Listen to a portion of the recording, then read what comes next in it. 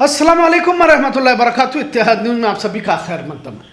फिलहाल पूरे देश में जिस तरह राम मंदिर चंदा चोरी का मामला बहस का मौजू बना हुआ है, उसी तरह आयुष मलिक जिसने हिंदू धर्म छोड़कर इस्लाम को अपनाया, इस पर भी बहस हो रही है। कहने को लोकतंत्र तो है और अपनी मर्जी से कोई भी मजहब तब्दीली कर सकता है। यकीनन जोर जबरदस्ती से किसी का धर्म परिवर्तन किया हो तो जुर्म है और इस पर अदालत कानून सजा तय करती है। पर जिस तरह आयुष मलिक ने इस्लाम कबूल करने की खबर आई तो सभी टूट पड़े।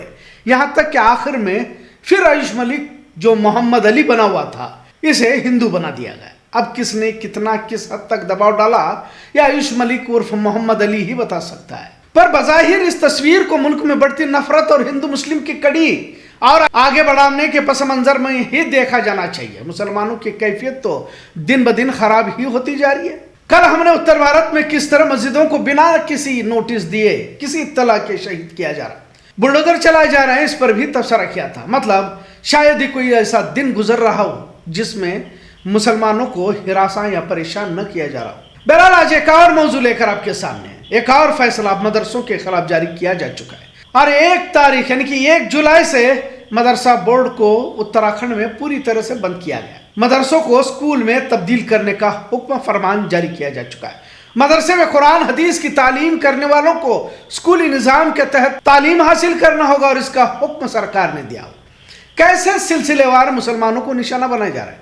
जब से मोदी हुकूमत आई है तब से आप देख रहे होंगे, पहले तो मजहबी मामलात में दखल दिया गया, शरई मामलात को तब्दील करने की कोशिशें साजिशें की गई, जिसका नतीजा 3 तलाक वगैरह हमने देखा। औकाफ के कानून, औकाफ की मिल्कियत पर कब्जा करने के कानून नाफिज किए गए। हजारों एकड़ जमीन सरकार अपने कब्जे में ले चुकी है। फिर मुसलमानों की तकसीम की गई, पसमंदा ऊंची जात नीची जात कहा गया। मस्जिदों के रजिस्ट्रेशन को लेकर मुसलमानों को हिरासा किया गया और अब भी किया जा रहा है।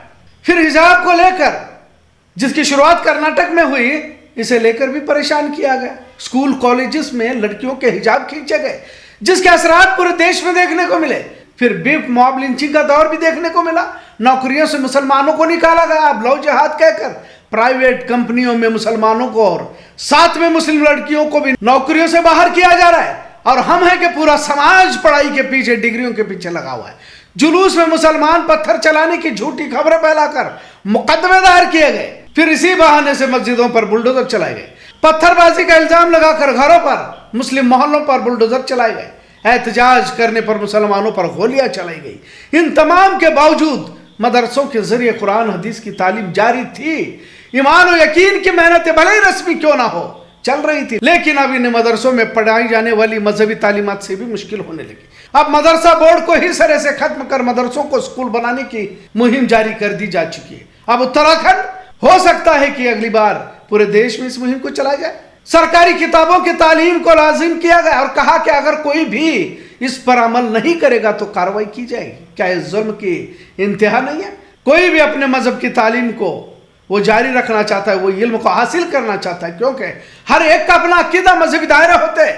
आप किसी को भी फर्ज चीज ही करना होगा कहना कहां तक दुरुस्त है। अब स्कूली किताबों में, स्कूली निजाम में हुकूमतों के हिसाब से प्रार्थना करनी पड़ेगी, जिससे इस्लाम की सोच टकराती है। बात बात को वंदे मातरम को कहने के लिए मुसलमानों को जानबूझकर कहा जाता है, जबकि खुद भी इन्हें वंदे मातरम नहीं आता।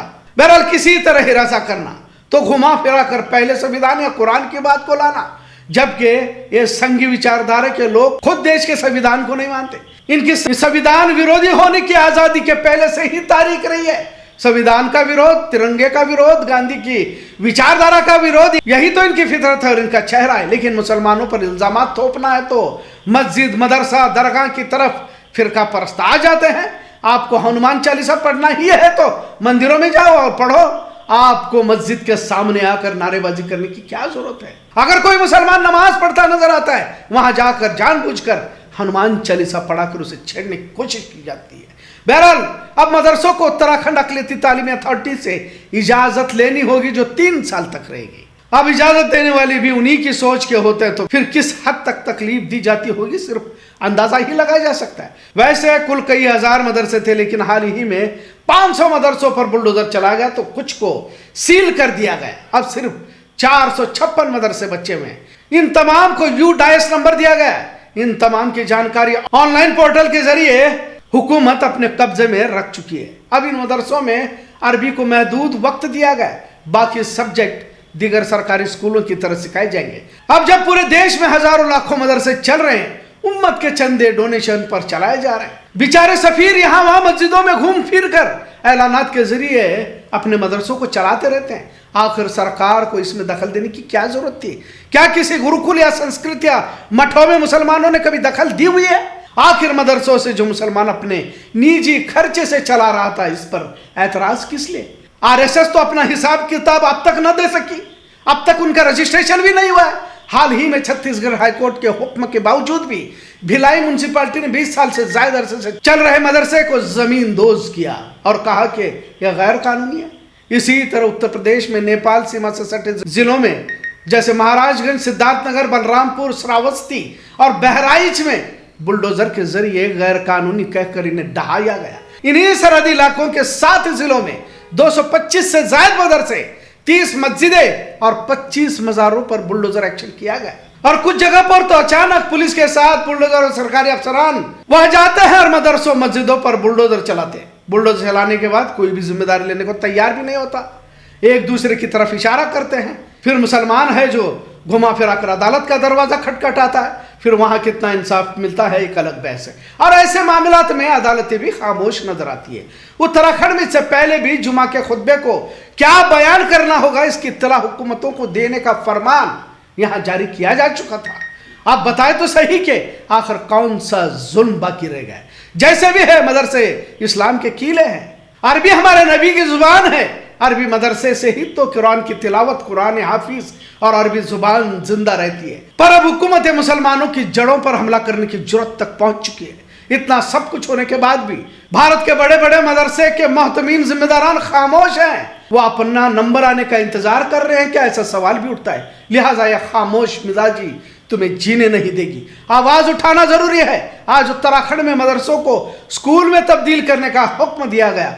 कल हो सकता है कि पूरे देश में मदरसों के खिलाफ मुहिम चलाई जा सकती है। और वैसे भी ना सिर्फ भारत का बल्कि दुनिया के बड़े मदरसों में शामिल दारुल उलूम देवबंद तक निशाने पर है। दिल्ली की जामिया मस्जिद को भी मंदिर बताया जा रहा है।